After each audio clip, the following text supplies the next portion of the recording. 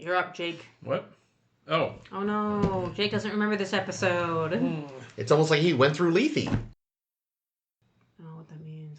It is apparently the river in Hades that wipes right, your memory. I did write that down. So they try to kill Sarek. He goes into like a coma thing. I remember the basics. Let's find out. I'm not going to be able to do the play-by-play. Is going to be very high level. Yeah, do like one of mine. Do one of my 3 All right. Anyway, well, let's start it out. And then read from memory alpha for the rest of it. Yeah.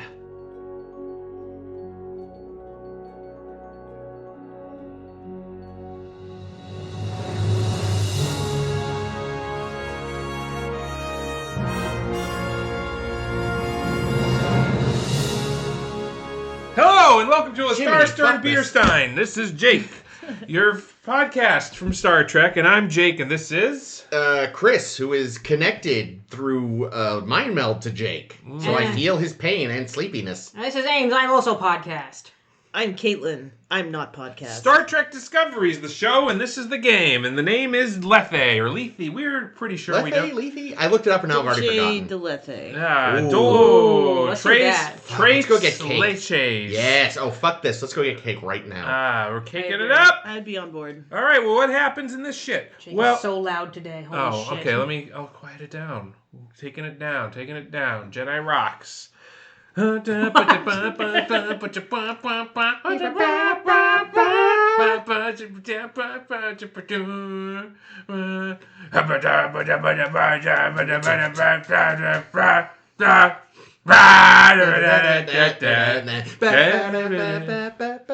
hate all of this. What are they singing? They're Jedi rocking. It's from the remade Return of the Return of the Jedi. Jedi. It's fucking terrible. Yeah. It's the worst. Pretty it's, goofy. it's honestly That worse. shit at the end of the last movie?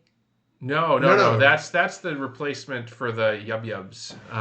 Yeah, it's just a new song in Jabba's palace instead of whatever was originally there. Oh, with with the the frog big thing. mouth. With the frog Yeah, thing. I fucking hate that It's shit. fucking. It's honestly it's the worst special edition change in my opinion. Worse than the Jabba scene. What Worse about than Han Han shooting shoots first? All that. It's the worst thing is Jedi rocks. But we're not here for Star Wars. No, We're done we're with here for Star this. Wars. God, I wish we were. So anyway, here's what's up. So we're up on this Discovery, and Sarek is going to be doing some kind of negotiation with the Klingons. Mm-hmm.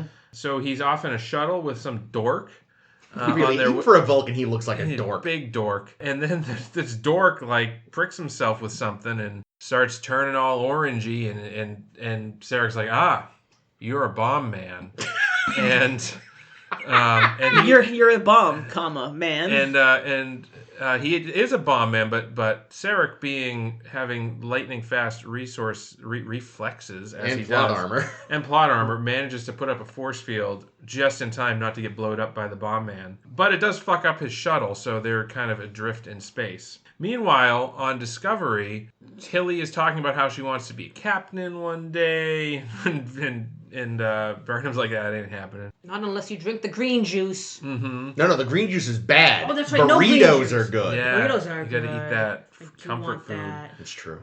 Anyway, The replicator is so judgy. It really is. yeah, which What a we'll bitch. get into that. We'll get into I'm that. very Faster, angry about Jake, this. faster. I'm trying. Run through the hallways. So we get a show up of Admiral Cornwell shows up, and she wants to talk to Lorca. It turns out they're bang buddies, but she's like banging him. But she's not banging him because she wants to bang him. She's banging him because she wants to find out if he still bangs good. Because if he doesn't bang good, that means he's... I don't know. I don't think that's her angle. Anyway, through banging him, she figures out that no, he's got some severe psychological trauma. And It's more the gun after the banging. oh yeah, that's true. There was a banging and then a near shooting. But honestly... The banging usually comes after the shoot. She made this seem like it was just an innocent booty call, when in reality she was there to fire his ass, sort of. So she fires his ass. That happens. tells no one. But tells no one. Cornwell. She tells Lorca on the honor system, Lorca, you're fired. And he's like, all right, I'll get right on that.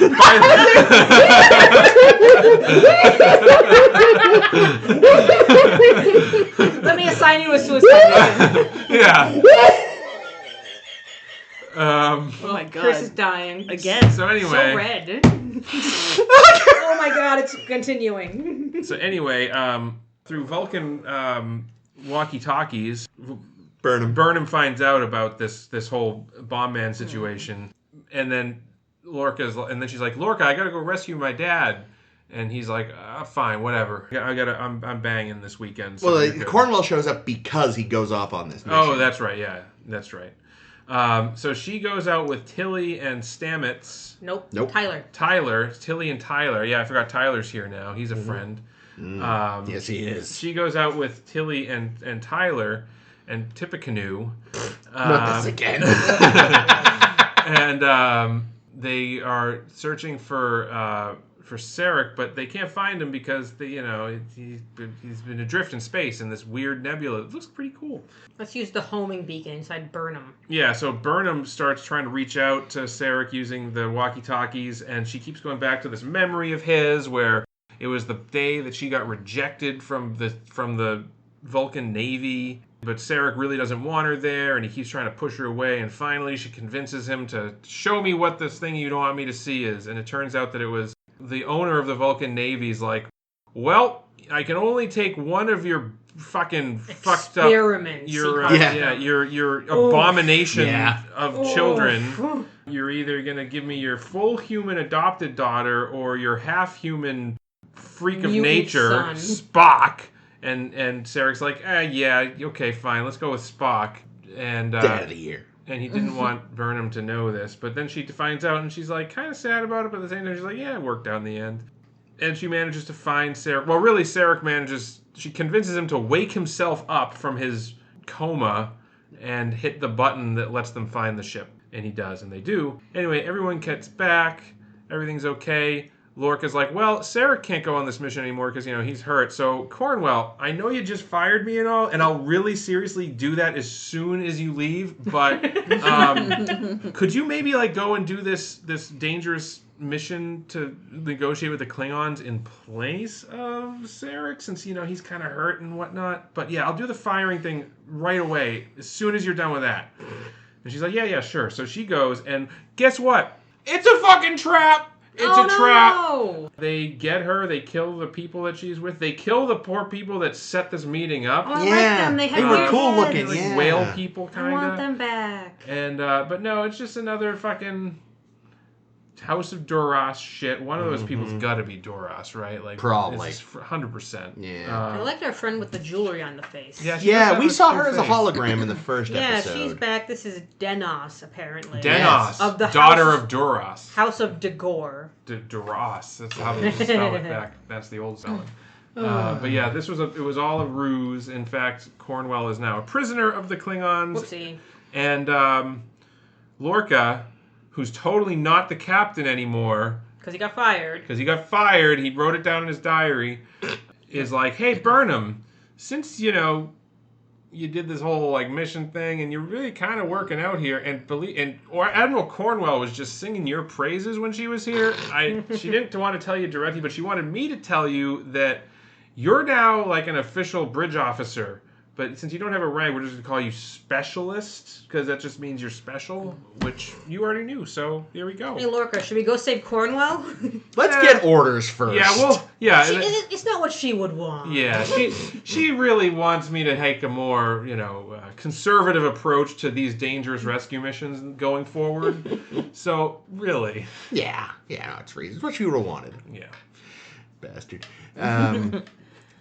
Yeah, I know that originally Cornwell was supposed to die in that massacre. Oh. But the writers decided it would be more interesting to have her get captured instead, because then they could do stuff with it possibly later, and we'll see that coming up probably. Yeah.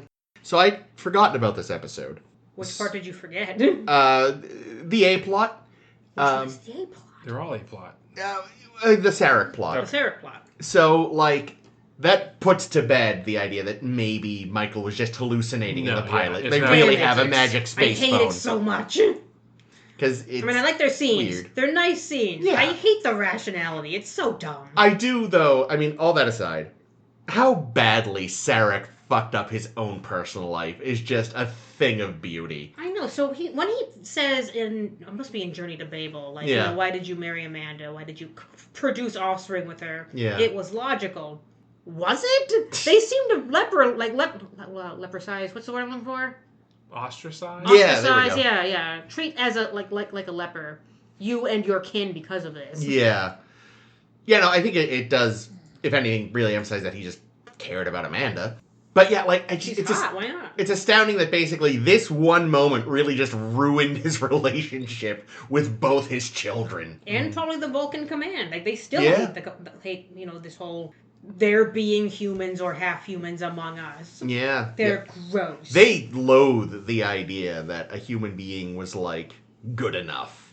Which, again, tracks. Everything we've seen develop up to this point, like, oh god, the dickhead. It's ridiculous, though. She was top of her class. Yeah, but honestly, that whole, like, oh, well, we can only have one fucking weird half-human abomination in our ranks is so fucking bullshit. The expeditionary captain guy, whatever. Yeah. He knew. He used logic against Sarek because he knew Sarek was going to favor his own son over Burnham. He knew what he was doing. He just didn't want that, that human stinking up the joint, literally. Oh, yeah, that's right, Enterprise, yeah. Forgot about that. Mm-hmm. There's definitely, like, and we are not the people to have this discussion, because none of us are read up on it enough, nor have we experienced it, but there's so much going on with Burnham as a character, as relates to a metaphor, I think, for race, and, oh, that's interesting. Fitting in. Well, especially, like, the most obvious thing, of course, that when we see her in the pilot, she straightened her hair.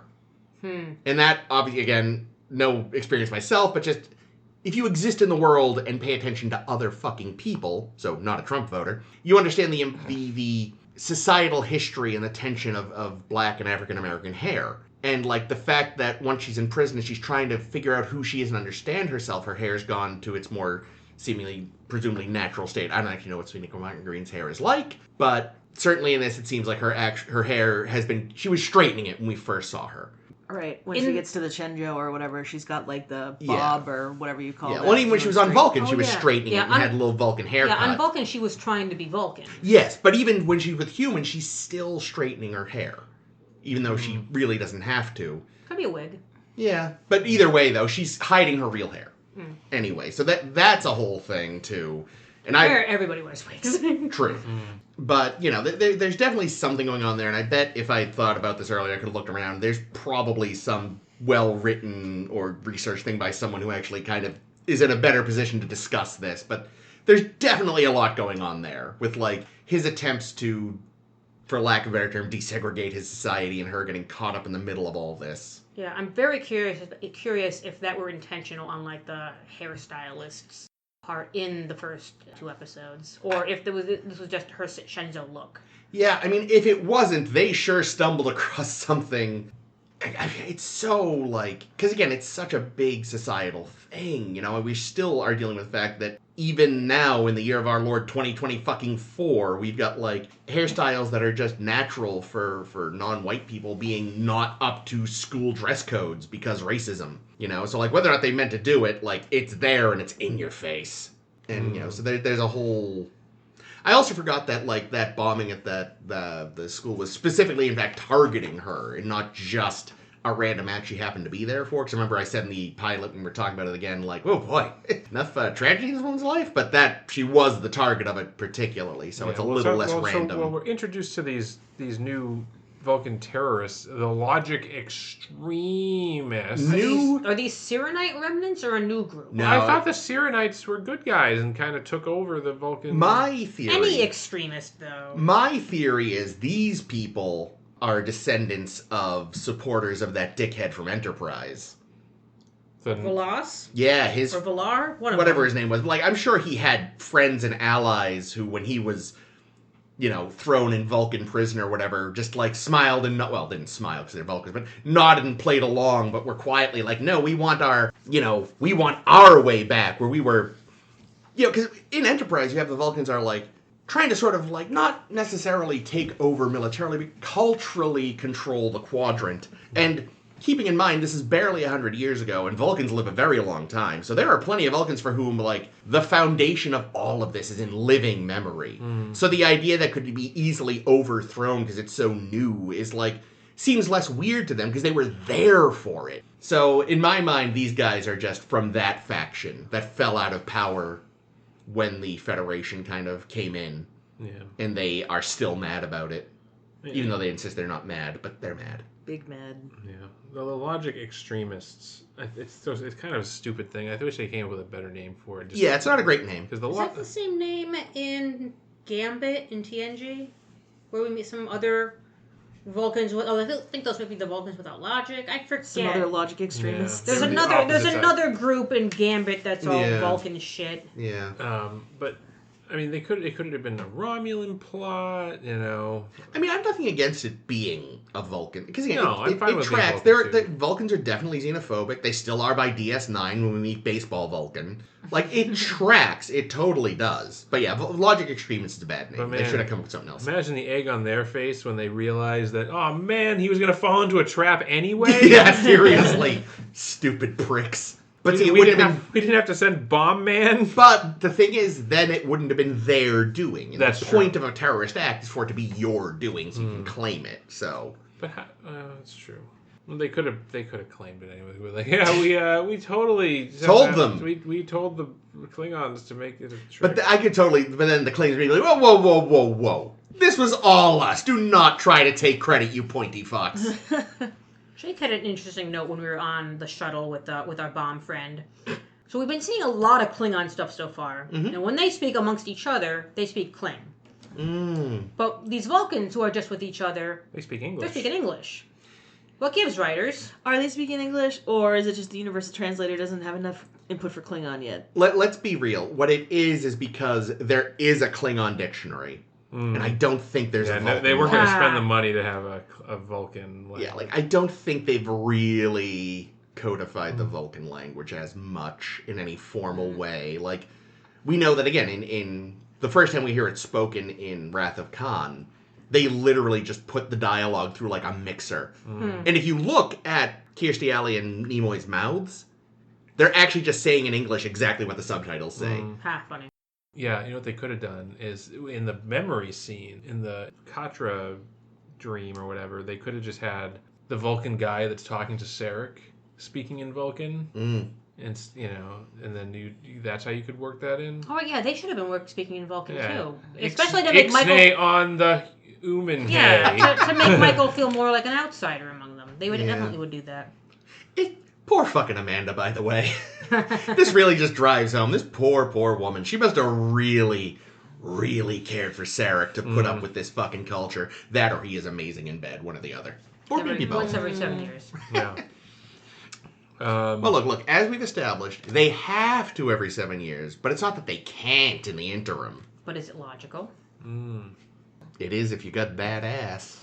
I don't know. I got nothing. The Into Darkness, Spock and girlfriend fuck all the time, apparently. Well, yeah. I think Uhura initiates.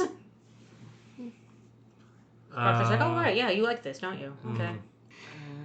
But anyway, yeah, well, we saw some more Cornwell. She's cool. We like Cornwell. She's fun. Although it did seem a little weird that, like, she came all this way to fire him, basically, and then ends up banging. Yeah. That's a choice. Yeah. I mean, I you know, they've got history, and fuck it, I guess. Why not? Now, was she didn't leave instructions for anybody else to take command? Did she not have, like, aides or anything with her? Like, an assistant? She's there on her own? What a moron. Well, supposedly she was there with a whole cruiser, they said. Where are all of them? Like, I don't know if when she went on the mission, she just took a shuttle, because that's what you do in Star Trek. When you're a high-ranking person and the story needs you to be captured, you don't take your whole last ship. You take a shuttle. Yeah. Stop taking shuttles, important people, please. It happened to Lorca last week. Yeah. Happened to Picard, like, at least 2 or 3 times. Fuck's sake. Geordie. Yeah. Well, we said never go to a conference. Or a vacation to Risa. Oh, yeah, just don't do that at all. It's dumb. But what about the Coco Onos? You can get those on the Replicator. The Replicator who will just... goes into way too much detail. It's like, what? I asked you for burrito. Here is your nutritional and delicious burrito. Hated that. Why? Well, so here's something Why? that bothers me is that I don't think these should have been replicators. I think they should, in TOS... The yeomans brought you your food. Well, not just that, but the little doors in the mess hall, Those were just little doors to the kitchen. There was a kitchen on the other side. They were a synthesizer of some kind. Because there's the episode with the pilot they pick up. Return to Yet. I talked about this a few weeks ago. Return to Tomorrow. Thank you. I can't remember the title. But yeah, no, no. it's not Return to Tomorrow. Tomorrow's Yesterday. There we go. Tomorrow's Yesterday. They bring him to like one of the little doors and they put like a little chip in and it makes his food for him. Yeah, he's like, soup? And they brings him soup. But what about in Charlie X when Chef Gene Roddenberry calls up and says all of the food... All the turkeys turned into blobs or something, right? Or no, all the blobs turned into turkeys. There you go. Yeah. Happy Thanksgiving. I think, because they even talk about, I think, having a sort of a... Yeah, I don't know. I think, like, when they can, they make it fresh, but they definitely have some sort of synthesizer. But I think the synthesizers are just the food cubes. I think, like, that's, like, what you get is the food cubes if you don't have a chef preparing you a nice meal. Maybe. So, like... Yeah, if you want burritos, I do want burritos. You got to have a chef cook it for you. But if you're just fine eating like concentrated flavored, protein cubes, you can get that anytime from the synthesizer. Yeah, I think this is a retcon. I think like maybe they're not as elaborate as they are in the TNG era. Well, but they can definitely. It seems like they can make food. That was now. one of like the really novel things about the Enterprise D that they were showing off a lot in the early seasons. Was like, oh, we can ask for a chocolate sundae if we want, and I don't think that was ever implied that you could ask for any food in TOS. It was like you got what was on the menu that day. Yeah, I don't know. Because, again, they definitely did, seem to get something specifically... But, again, they could have been ordering it from a dumb waiter. I think it's all just inconsistent and the writers don't talk. Yeah, that's probably also true. But I think even in TOS, they weren't clear on it. Yeah, possibly. I think that's what it was. So, it's always... How TOS food worked was always kind of vague. Yeah, but 90% of the time, it's Yeoman Rand delivers celery to Sulu and food cubes and dietary salad and coffee stuff. she heated with a phaser. Love her. The best. Yeah, but I didn't like this replicator joke. I thought it was dumb. Yeah, it's like, shut the fuck up, replicator. I just don't like how judgy the computer is. Anytime you ask it a question, it doesn't just give you the answer. It has to give you some extra little snarky tidbit about good source of something or other. Yeah, I don't give a fucking shit, computer. Shut the fuck up. I asked for it because I want it this way, not because I want a lesson in imagine how nutrition. It would be like having a fucking mansplainer follow you around everywhere, and everything that you said, they're like, well, actually... Yeah, but we have Burnham kind of being friendly, but also that same kind of selfish with Tilly, in that she's trying to mold her in a certain way. Like, nope, you're not going to have green juice, you're going to have burrito. Oh, you got to run like this, even though Burnham's little run as they're running up and down the corridors did not look like it was the most way to use your energy while running, because she was bouncing up and down. And if you want to go faster, don't talk. Don't talk while running, bitch. I think she's resigned herself to the fact that if you're with Tilly, talking is going to be happening. But if she's asking her to go faster, tell her to shut up. You might as well ask the sun not to shine. Sun, stop shining. The sun is a giant ball of burning Thanks, replicator. But that's part of the unsubtle arc at the end where she's like, oh God, I've been Sareking you. Never mind. No burritos for you. Have all the green juice you want. I mean, honestly, it sounds like Michael helped her in that regard, at least. I'd much rather have a nice burrito than green juice. What is green juice? Is it tasty? I'm sure it's a smoothie with kale or spinach in it. Yeah, it's just TV shorthand for some sort of healthy vegetable shake. Yeah, I did V8. read. What if they get V8? It's a red juice. I know. Although there are different V8s. I read, interestingly, that the jogging scene, I feel so bad, took 8 hours to film. My God. Because they only have so much hallway set. Yeah. That they could only get maybe 10 seconds worth out of each pass. Oh my God. And then they'd have to go back to the beginning and start her again. How many times did they have to dab those two off and possibly even reapply makeup? Because it was just melting. Yeah. Ugh. Take a break. Now we're all going to have burritos because we need you to run several more times. Yeah, no, Need the energy. Those two actually did run miles that day, just in little fucking segments. Which is probably worse, because you have to keep breaking your stride and your pace. And Why wouldn't Take there that be like again? a gym on this ship? Yeah, that's what I was thinking. Like, there's a gym. That's true. Why isn't there a treadmill? Even They even, definitely- even the Enterprise, the TOS Enterprise had wall stairs. I fucking the NX-1 had a goddamn treadmill and that stupid thing bunch of Trip them. spun around in. Oh, that gyroscope thing. Yeah, but Yeah. we've seen the gym of the Wall TOS. stairs. Actually, no, the wall stairs were in sickbay. Yeah, but there wasn't also a gym too. Because, Yeah, there was a gym. because like Kirk and Charlie or somebody They wrestled in there, yeah. had some wrestling. Oh, they seem to have some kind of a holodeck thing Yeah. that Tyler and Lorca are playing Shoot the Klingon in because I guess he's testing him to be like a good security officer. Which again Yep. is not a retcon because we've seen something like that in the rec room in TAS. TAS, yeah.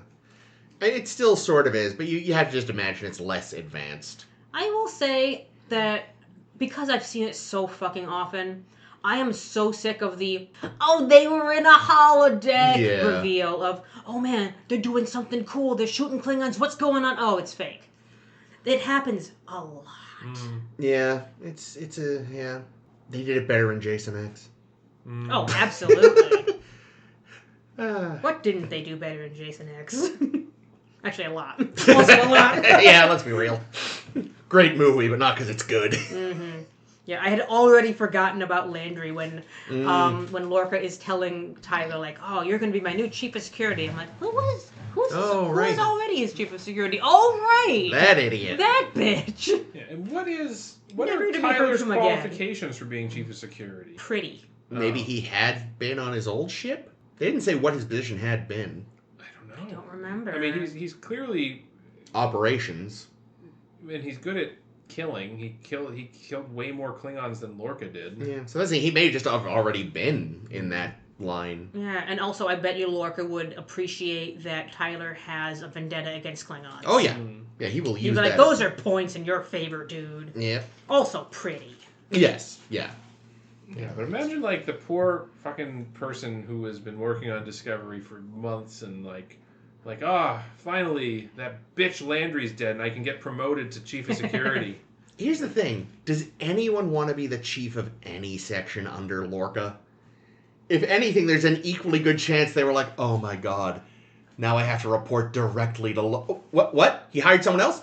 Fucking yes! I think this episode had our first actual conversation between Lorca and Saru. I believe it did. Yeah. Yes. That I noticed that. I was like, oh my god, you guys are talking to each other. Is Lorca gonna cuss him out for releasing the tardigrade? No, we're never gonna speak of this again. Well, because he doesn't need the tardigrade Yeah, now. apparently. He's got high Paul. Yeah, oh yeah. Paul is so high. Yeah, Always. I forgot how high he got. Yeah, apparently being on shrooms all the time. We'll do that too, yeah. So did he do the jump this week? Because there was that jump. Yeah, Presumably. yeah. We just never get to see Yeah, it. I think the implication is now just like we can jump any time and Stamets will And just deal with torture Stamets. And But he loves it. Oh my god, he is so into it. Oh, that was one thing. It annoyed me the other week, and annoyed me again this week, but I forgot to say it the other week. They refer to his genetic manipulation as eugenics, and it's like, that's not what eugenics is. Although Star Trek as a whole has never really been clear on what the definition of eugenics is because they seem to refer to like any kind of genetic manipulation as eugenics. Right, but that's not what it means. Right. Words have meaning. But even like with the Khan stuff, Yeah. it's late. It's kind of retconned as just no, he's genetically engineered. But yeah, like nowadays though, at the very okay, so fine. The '60s they called the tribbles bisexual, and that's not what they meant. But like, it's the 21st century now. Eugenics means a specific thing. Oh yeah. Use the words right. Yeah, what are we, flocks they talking couldn't- about they couldn't- evolution? Well, it's because well, the thing is, it's because it's the eugenics wars. Yeah. Therefore, anything relating to it has to also be. It's dumb writer shit. Actually, you know what though? You're right. From a cultural standpoint, you could see that happening. That they just now just anything even remotely related to that event just gets called that. So I guess maybe there's like the eugenics laws and like that's like the suite of bills that they yeah. So it's like, all right, fine. I could see how it could happen culturally. Words change. But again, in other Star Trek media since, it's just been referred Genetic to as engineering, genetic engineering. What did they say about Bashir? Genetic engineering. Was it? Yeah. Like they said, it was outlawed because of the eugenics wars. Yeah. But So like that's what they should be saying. Like this is genetic engineering and it should be outlawed because But you're or is right. outlawed because like you said, in Enterprise, they retcon. Yeah. Fech. Yeah. Speaking of eugenics, Wow. read an Good. interesting- It's taking a weird I read turn. an interesting thing this week that, like, apparently, so the United States was like the Oh, we loved ground it. zero of the eugenics movement. Like, Oh, yeah, this is where the Nazis got the idea. yeah, they're like, whoo, the U.S. But you know what so you know how at state fairs they have, like, livestock contests? Oh, absolutely. I love watching the livestock everyone livestock loves contests. it. It's fun. You get to see sheep and stuff. Well, apparently, in, like, the 20s and 30s, they had... Super sheep? No. They super sheepy? They had... it was called... like fittest family or something like that. It was For humans? The biggest, whitest, most Aryan and this was at families state would win. fairs. Like they had like human livestock contest. That Oh, was no. and it was like and This sounds like something RFK Jr. so like you would back. take your family and you would have to bring like your proof of ancestry to be like, oh yeah, see, I'm 30% English and like it was like what family and it was like and there were different categories. Oh gosh, based and now on we can family, use like 23andMe to prove this shit. based on family size. So like they're like for a a mom, a dad, and a child. That was like one class of families, and then it went up to like up to 5 kids was what class. And if you of family. won, did you get a Führerkuchen? I think if you won. Yeah, I think if you won, they just sent you to Germany. If you won, they just studded you out. Yeah. Oh man, Put we are your really dick up to a milking machine. we're gonna be Gattaca so soon. Yeah. Well, It's But awful. it's so pretty. We were already doing it in 100 years ago, apparently. Well, we stopped for a while because it got awkward, but It's- now we're all kind of forgetting that it got awkward. Yeah, we're forgetting that They're Nazi's like, bad. on I know, second we're totally down with thought- those again. Yeah. Jesus Christ. What a horrifying world we live in. Hooray. That was a tangent. Yeah, tangent. Switching back to the Burnham plot. Oh, yeah. Yeah, so she connects with Dad in her brain, which, yeah, sure, go ahead, that's fine. And we learn, like, he has fucked up their children's lives, which tracks. But they also have some really fun fight choreo. True. Which I guess Skane? What's his fucking name? Frayne. Fuck me. James Frayne and Sneakle Martin Green. When they asked him, okay, guys, have you done any practice of the stuff? And they're like, no. So they give him like that day to practice the moves and stuff. Oh, wow. Oh, wow, And it looks really good. The Yeah, it fight does. for the fight choreo? For all the fight choreo. Yeah, it looked great. I don't know who designed the choreography, but at one point, I forget which one of them does it at the end, but I noticed one of the moves was like an attempted neck pinch. Yeah. Someone like grabbed someone's shoulder, but didn't quite nail it. He tried to grab hers. Also, What if maybe that's it a- doesn't And at one work point, she inside. checkmates him by putting her hand on his shoulder and being Okay. like, you're going to tell me what's happening, bitch. I wonder if that's a legal move in Vulcan boxing. Probably Like, not in boxing, but it's probably something commandos would do. I like that in his final moments, he's still not thinking of Spock. Well, but he is kind of, because Yeah, this moment he's thinking, ties wow, into both that of them. failure, that piece of shit. They hadn't cast an actor to play Exactly. Spock yet, so No, but I'm just saying, I just think it's funny to think that, like, in his life, what he regrets the most is that he fucked over his, like, adopted daughter on behalf of his useless embarrassment of a disappointing son. Yeah. Well, and, yeah, it's funny because we know from even TNG, like, I can't remember if they end up fully, like, kind of re-estranged, but they never fully heal their relationship. no, they're probably closest during the movie era. Yeah, and it sounds like they maybe even drift apart a little bit afterwards. Yeah. Probably after Amanda died, really. Yeah, I remember in one of the unifications them saying like that they had disagreements on whatever the politics were. Yeah. So I wonder if it was Spock trying to reunite Romulus with Vulcan that re-estranged them. Yeah. There's a little bit there you can kind of tease out if you want to. But wasn't Sarek also sick at the end, and is it possible that may have also affected their relationship? I think that was much later, though. Yeah, it okay. was kind of implied that they'd already kind of drifted anyway. But, like, how long did he have the illness? How long do you have it before you find out you have it? I mean... That's a good point. Yeah. Especially when you're hiding Don't it get from me wrong. people. I'm not saying you have to be sick to be embarrassed, but that Spock is your child. I'm just saying that. No, I'm just kidding. But what the fuck, Sarek? Well, it adds another layer of color to why Sarek and Spock just don't get along in the TOS era because, Yeah. Oh, definitely. like, Sarek, like, basically stuck his neck out and screwed over Burnham now. Yeah. And Spock like pissed in his face. He's like, No nah, way, I'm gonna join man. Starfleet. I'm going to Starfleet. I'm going on adventures. Yeah. That really just, that does speak volumes, though, that Starfleet exists and Vulcans are still like, yeah, but we still have our own Starfleet, because fuck you. It's like, ugh, you would. Everybody kind of has their Early own. days, They had right? it first, though. Starfleet is so new, and Vulcans already had this thing. No, I know, but it's still like I kind If of. anything, Starfleet is humans' Vulcan expeditionary group. Fair, but either way, you think they would have merged segments. Like I'm sure other planets are just like, oh, you handle that shit, great. We can stop. Just go join them. Is Well, that it's not kinda- what the Federation of Planets is? Well, the at some Federation of point, or- Planets is like... No, right. That's the new country, and Yeah, then that's this is like the still It's like the these are, government. and these are the universities. Yeah, Yeah, like right. like the Federation is it is a one government, but I also think it's looser than like the United States government. It's more like Yeah. States' rights, Vulcan rights. yeah, I think it's more of a loose federation, and each of the constituent planets has their own government and Yeah. military and everything. But it does feel like most of them at least leave the like purely scientific bullshit to Starfleet because they can't be asked. And it's like, yeah, you guys do it. Yeah. With your weird ships.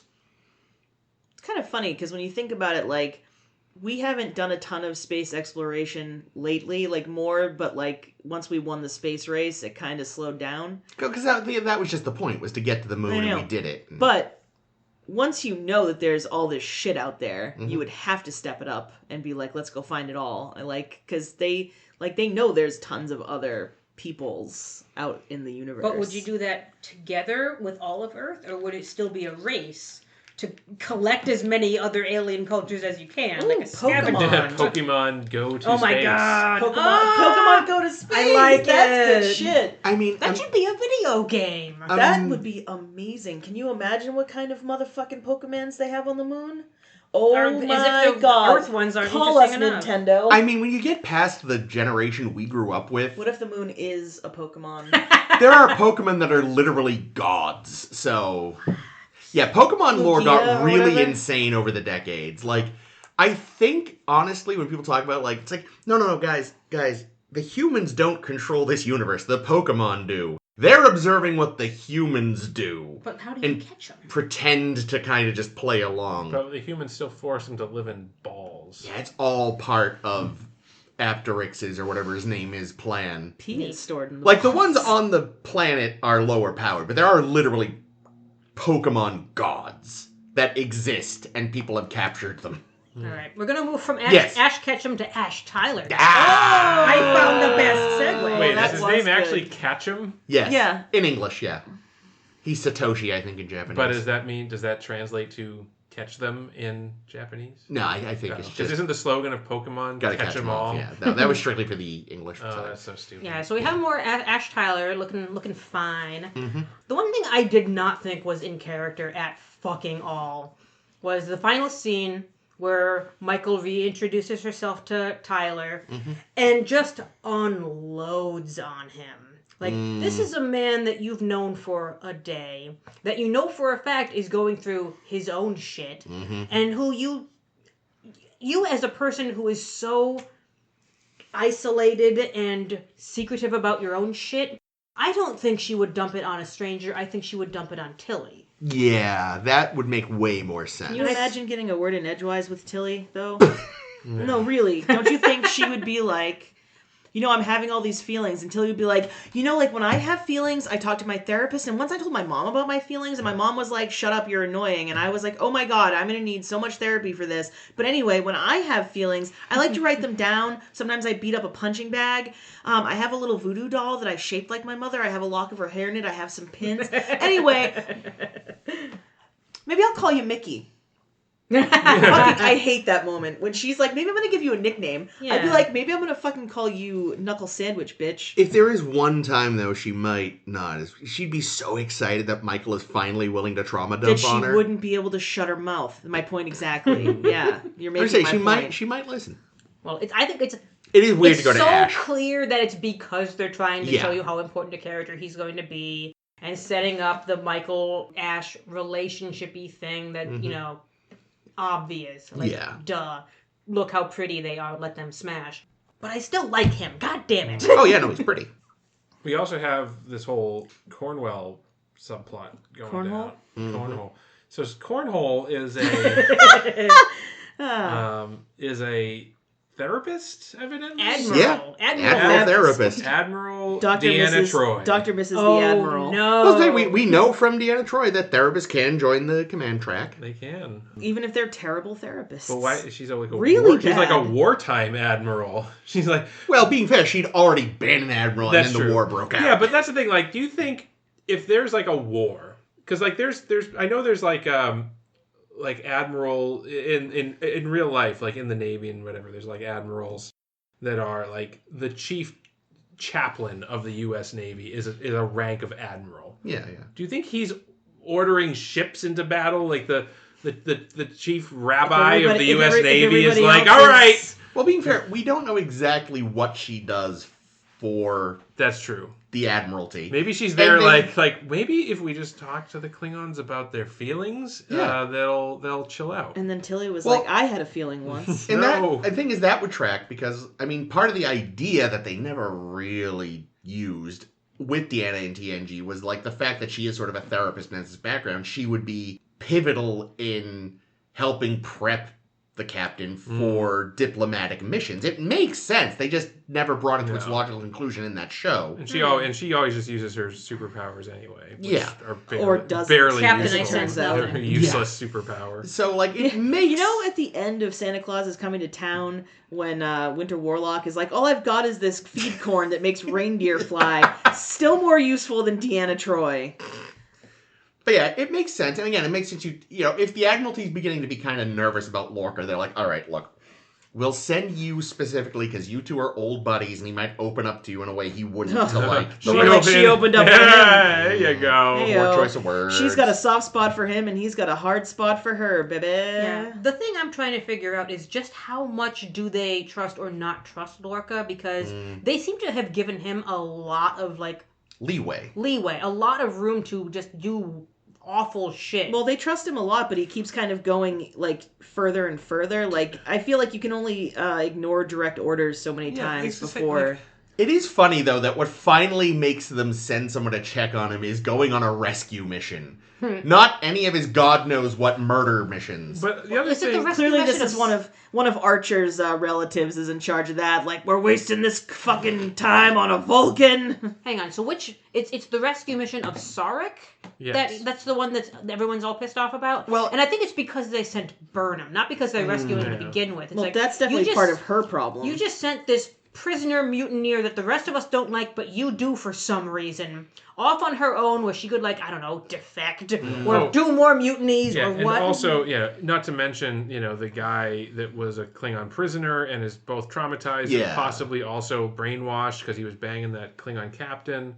And a cadet who is not ready for this. Cadet who has no fucking idea what's going on. Oh, and by the way, you're also mentally compromised because you were just a prisoner of the Klingons and tortured. Yeah, that's true. Yeah, it is. I guess it's a lot. There's a lot of reasons to distrust. And the other thing is, like, how is Lorca the best captain in Starfleet for this?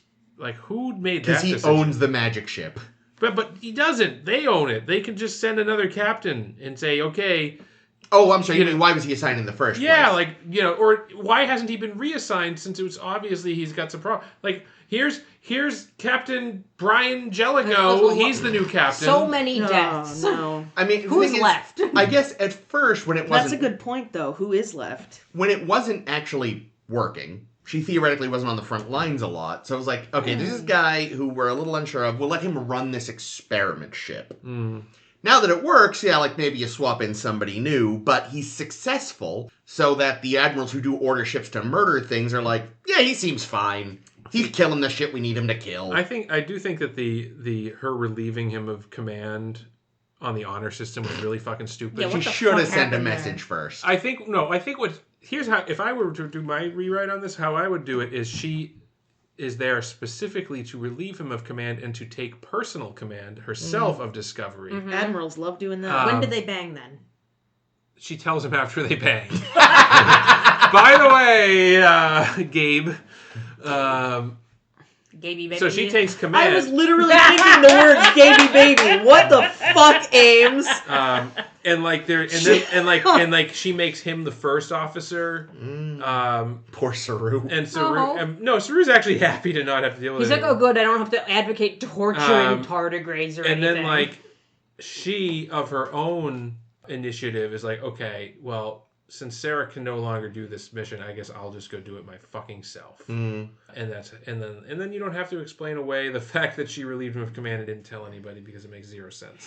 I'm not just imagining her in charge of Discovery, like the time Zap and Kif end up working on the Planet Express ship, and Kif is just so excited to have to not answer to Zap that Leela goes crazy with him gushing about how happy he is. I picture Saru doing that to Cornwell. Well, he too is supported by a series of Fluid-filled bladders. I love Kif. I think there could also be some interesting storytelling if they had let Cornwell take command of the ship for at least a little while, because she would not have been down with this Burnham shit. She'd be like, I think you're a fucking war criminal. I don't have time to take you back to prison right now. So you're just going to cool your heels in the brig? In the brig. You're going to be in the brig on the honor system. Yeah. The honor brig. There's no door on this brig? Yeah, just stay with there. It's cool. The brig is just a corner on the bridge. It's just, you've just put some tape on the floor and written brig. Can't spell bridge without brig. It's true. Turn around and look at the wall until we tell you otherwise. But what? I still have my station here. Look, I need the work to get done. You might as well do it. Why do I have to wear this collar that says brig on it? It's so everyone knows. Nobody feed the brig. Yes, give Burnham the brig. Somebody comes out with a big dog dunce cap. Oh, one of those Elizabethan collars. No, one of those don't lick your stitches collars. Yeah, that's what it's called, an Elizabethan collar or an e-collar. That's what that's called. Or it's just one of those big foam cowboy hats, just says brig on it. Oh god! But it's also like one of those beer hats. Oh, there we go. That's how you get your green juice. So now Burnham's a specialist. So special. Still outranked by Tilly. Yes. Is she? And yet they trust her with more. Tilly's cadet, but Burnham is less than cadet. Yeah, she's technically a civilian at this point. I see. So she's like consulting. Yeah. But we trust her. So are they paying her then? No one gets paid. Yeah, it's Starfleet. But she's not part of Starfleet. Yeah, but the Federation. She's a private citizen. She's human. She doesn't have money, to quote Jake Sisko. She gets paid in not having to go to prison. She gets paid in nutritional burritos. Burrito did sound good. It did sound like a good burrito. But until the computer was like, nutritious, delicious, black bean bullshit. I was like, go fuck yourself, computer. Did they do that about every food? Like, if you went in and you were like, having a really bad day, and you were like, I need fucking buffalo mac and cheese pizza and a cheesecake, and like the computer's just like, wow, way too many calories. You're a fat fuck.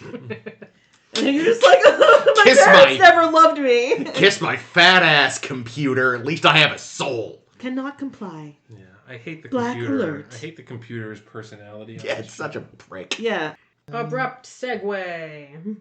Segue. Like one of the actual segues, but it needs some like transmission fluid or something.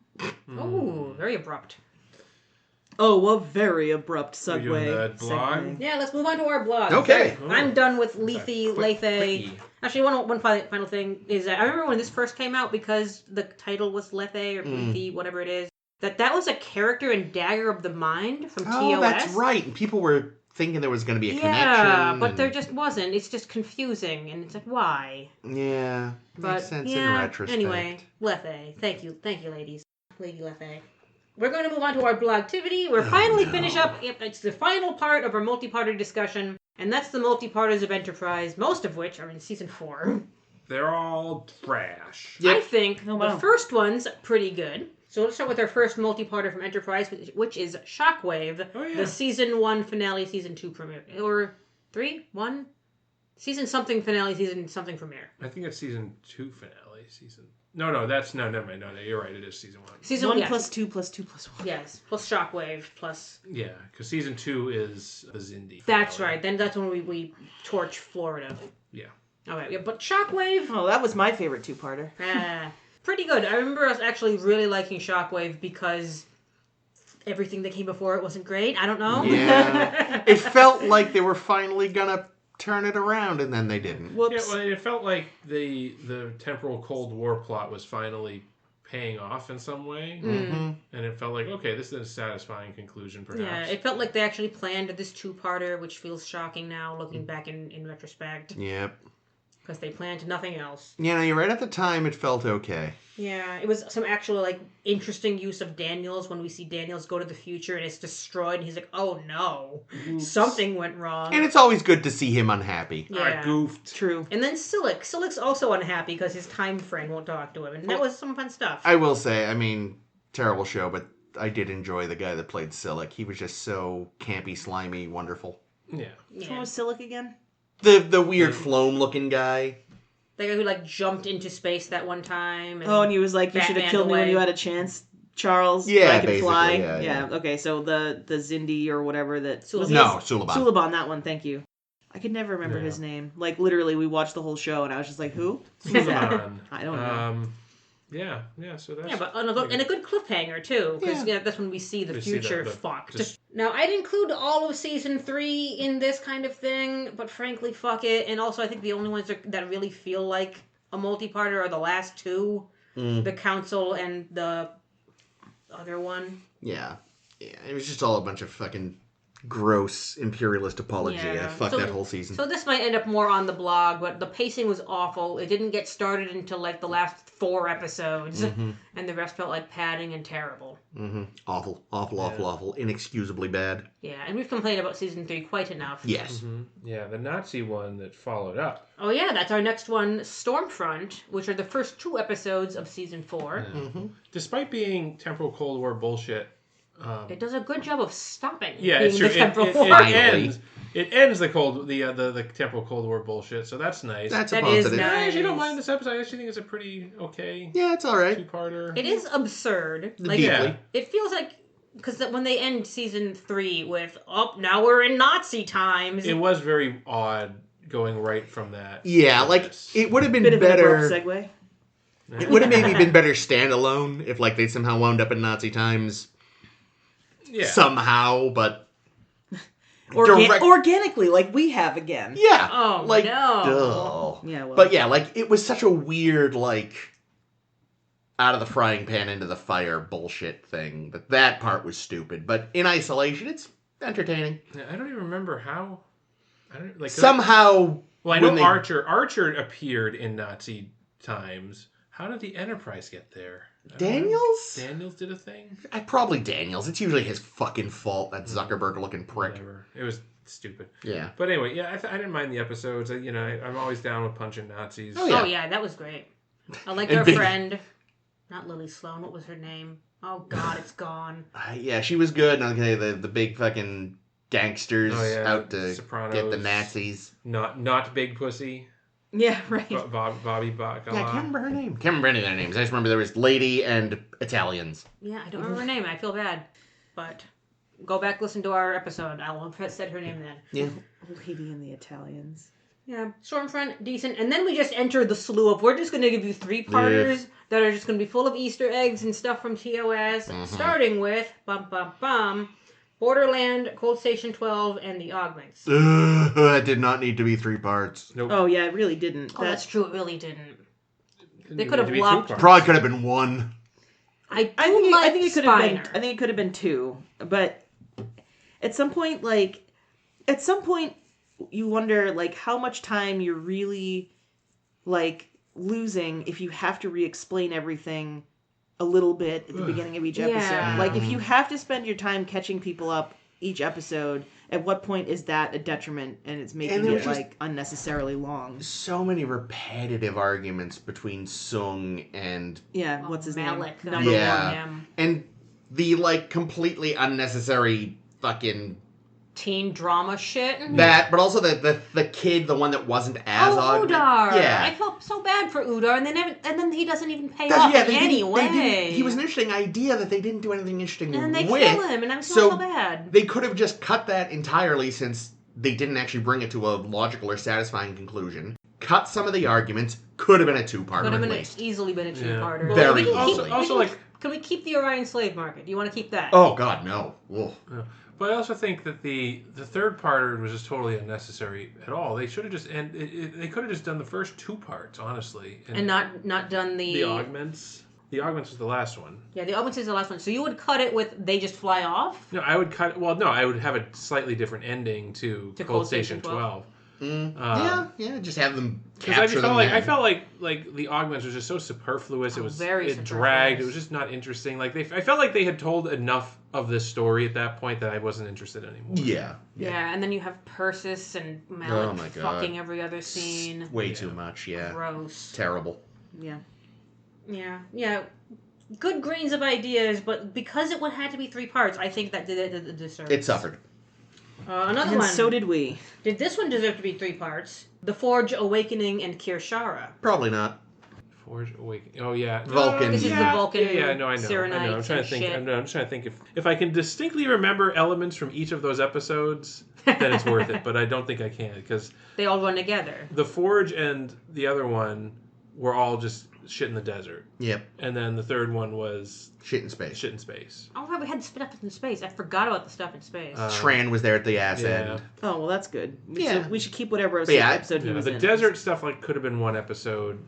Everything from we're gonna comb the desert to we ain't found shit. We found Mama. And then killed Mama. Sorry, Mama. Oops.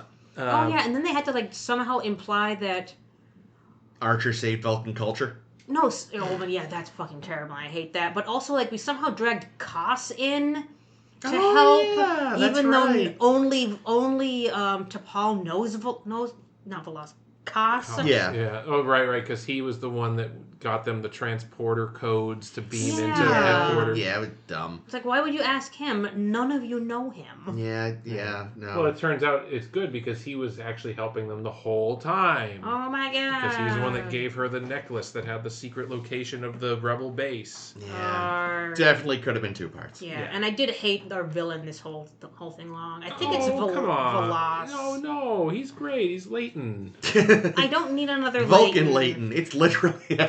I need a Leighton that you can understand his motivation throughout, and it's not just Romulan tampering. I hate that. I talked about how that actor and the actress that played the mom, T'Pol's mom, played husband and wife. Oh, yeah, you 6 did. Feet Under, right? Yeah, that's a cute detail.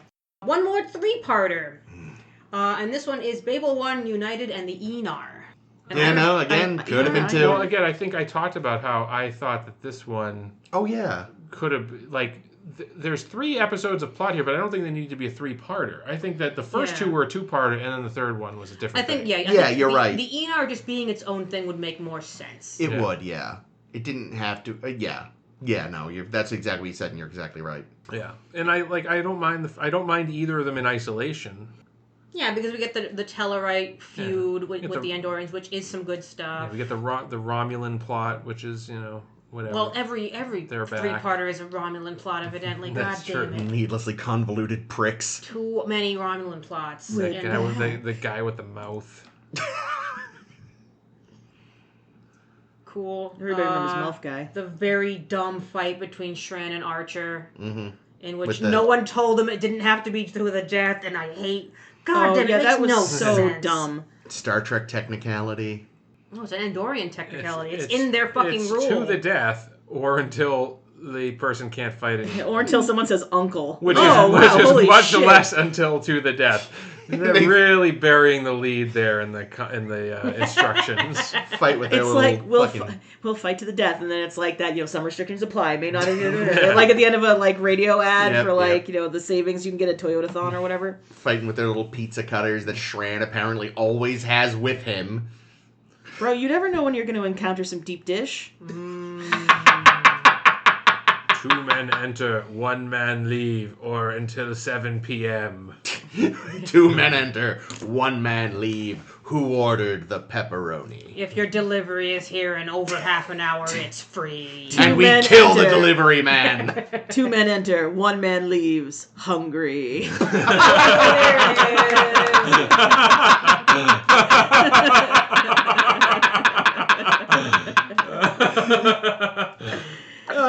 This Pizza Hut buffet is not big enough for the 2 of us, Pilgrim. Oh, Chris died. Oh, Jesus, I killed Chris.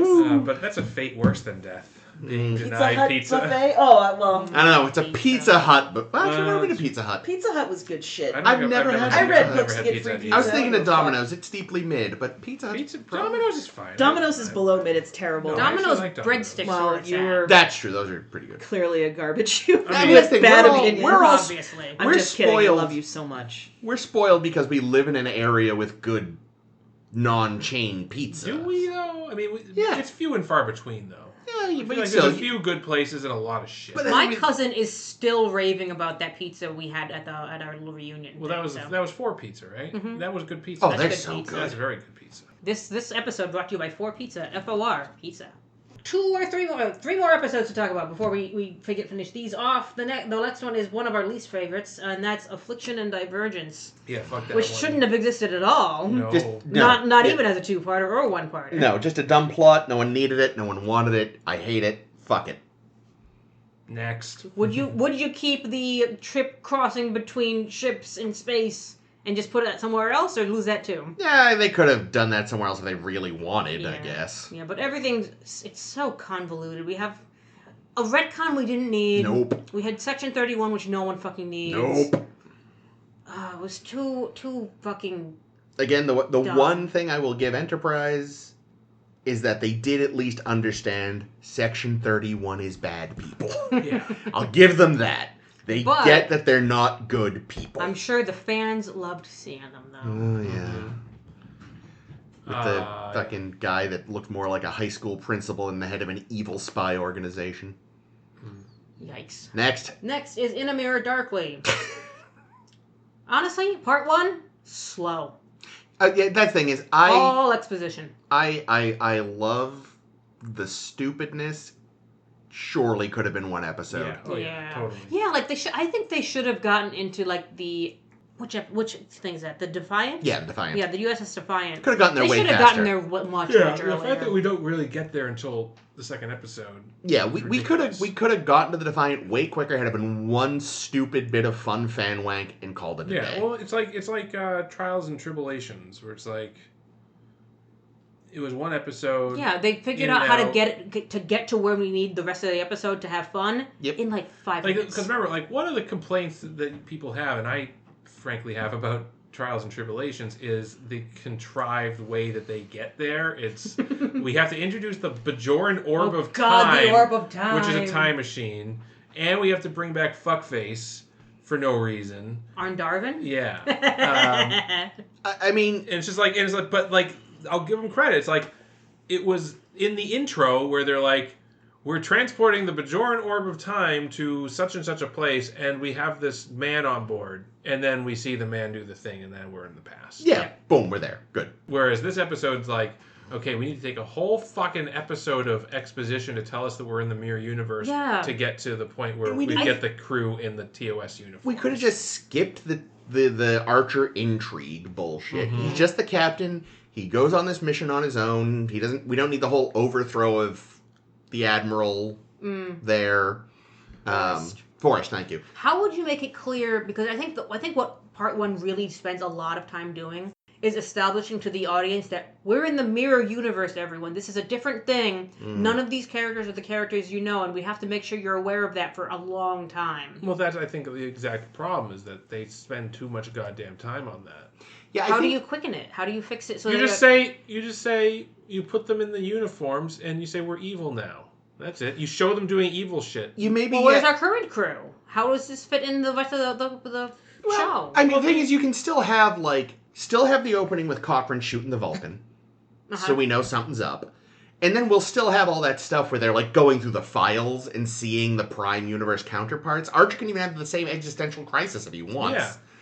Like, because there's really never a point where they sit you down and explain in the first part. Like, we see them doing evil shit, obviously, but there's never a moment of like, let's be honest, this is the point where they had completely given up any pretense that this show wasn't for people who already knew Star Trek. Exactly. So, like, we know it's the Mirror Yeah, Universe. like We're the fine. DS9 Mirror Universe episodes, you kind of have to understand that we're in the Mirror Universe. And they had to, but like... they show them cross in every time. True. Right, that's what It's clear where you are because you saw them get there. Yeah, but that's why I think those ones could have worked where maybe they're like, you know what, maybe people don't know. With this one, there's no pretense. There's like, you all know what this is. We're just running with it. And I think, and again, like, if there'd been any confusion, the minute they get to the files and they're like, this is from another... Actually, does Archer? I think in his presentation about it, he even says it maybe was pulled from another... He says just from the future. Still, they could have worked it in when they're going through the ship. Like, it would have been fine. Yeah, I'm curious how people, when they first saw this, granted, I'm sure it was also, like, in, like, the tease, or in, like, the trailer from the week before, like, next week on Enterprise, we visit the mirror thing, because wanking, and enjoy that, everyone. So yeah, could have been a one-parter, I'm sure. Could have been a one-parter, and then you'd still get all your jokes. We can cut the Gorn, goddamn. Yeah. Gorn. Unnecessary Gorn. Or if you gotta have one, for Christ's sakes, just have it be a man in a cheap rubber suit. That CG was awful. And the protracted the CG was really bad. torturing of the animal scene. Tholian? Yeah, that could have been gotten rid of completely. Yeah. I mean, we'd already got enough torture in the 3rd season of the Prime Universe. We don't need more. Next. Awesome. We're making great time today. We have one left, and it's the final thing before the finale, and that's Demons and Terra Prime. Oh, the real finale. The better finale. Yeah, I mean, we got RoboCop, we got Phony Todd. Yeah, that's all right. Star of Jason X, Phony Todd. Yep. Yeah, I think as a two-parter, it keeps building, but there are a lot of little extraneous cuttable elements. Oh, and yeah. I made a list. We have Mayweather's girlfriend, Gannett. Cut her. Don't need her just at all. cut the actress out, because she was terrible. That Enterprise spy, Massaro, who we never had met before, and who just is the spy, and you're like, who? At least should have made it what's his name, like we said. Kelby, yeah. Because they felt like they were setting him up. He totally... And then everything to do with Section 31 was also superfluous. Yep. Now, if we remove those things, could it have squeezed down to one-parter, or do we just want to, like... Then maybe we could have written a better two-parter. Or and then not build done... on the things, give Mayweather some actual shit to do. Yeah, and then not done the finale they did. And treated this as the finale. To do. Gannett. Yay! Giggity. But yeah, I actually think that one might be... That one and Stormfront, not Stormfront, also much fine. Shockwave is what I'm thinking of. Actually, like, good, well-paced two-parters. Yeah. I don't know if we had any others. Probably not. No. Even though, like, Season 4 was just all multi-parters So almost. many. Yeah. So yeah, Enterprise, not a very good ballpark average there for you guys. Well, also, it's like they decided at the end, they were like, okay, people argue that we don't pay attention to our own continuity enough, so let's just throw a whole bunch of serialized shit at them at the end. I'd love to say, with any luck, this is the last time we'll have to really get in-depth about Enterprise, but... But we haven't done our character spotlights or other spotlights from Enterprise yet. Oh, that's right. Those are going to be in the coming weeks. Shit. Hooray! Oh, I was also going to say, just I feel like more and more time I turn around, more people are like suddenly speaking nicely about Enterprise, and I'm really afraid they're going to try to integrate it more actively into the new shows somehow. I mean, they put Archer's name up on screens every now and again just to remind you that it's canon, but... Yeah, I mean, hell, in 765874 Unification, they have those little Enterprise nods. That's what me, yeah. I'm just... But that's not a real thing. That's a fan thing, so... Yeah, but it's because fans fucking love it. Fans love anything they recognize. That's true. We're going to get a I guy know. True. daytime displaced Archer. I know freaking... I feel like Lower Decks was getting better, and this final season of theirs, because this is their last season... We'll be getting there soon enough. Is now nothing but references again. Rough. It is rough. Rough. That's a reference to that time there was a dog in Star Trek. Oh, Porthos. I thought it was to McGruff the crime dog. That's who Porthos was based on. Ah. He was pointing out all of Archer's war crimes. They were rough. Oh, Porthos, how do you think I treated those Zindi? Rough!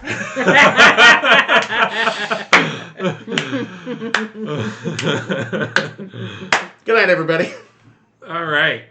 Well, that has been our show tonight, folks. Next week, we'll be talking about what is undoubtedly the third longest episode name in Star Trek, Magic to Make the Sanest Man Go Mad.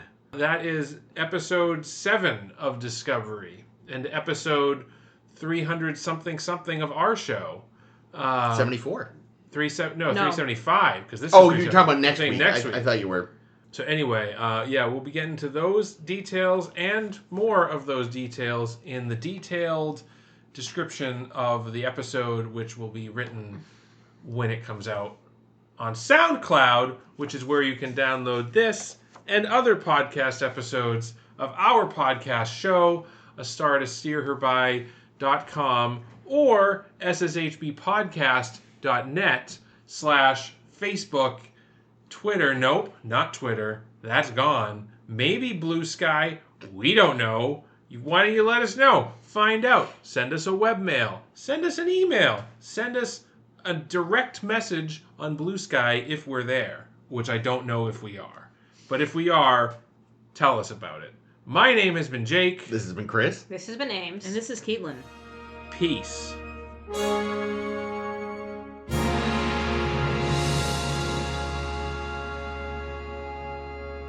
Sorry, not to interrupt. Aww. He's got himself buried under the What a thing. cutie. I just watched him crawl under there the whole time. Like I can't wait to tell them what's happening. Aw, what an idiot. Good work, Billy. Goofball. Oh, wonderful. Oh, just the tail sticking out. Thinks he's hidden. What Y'all is he can't doing? see me. Oh, there he is.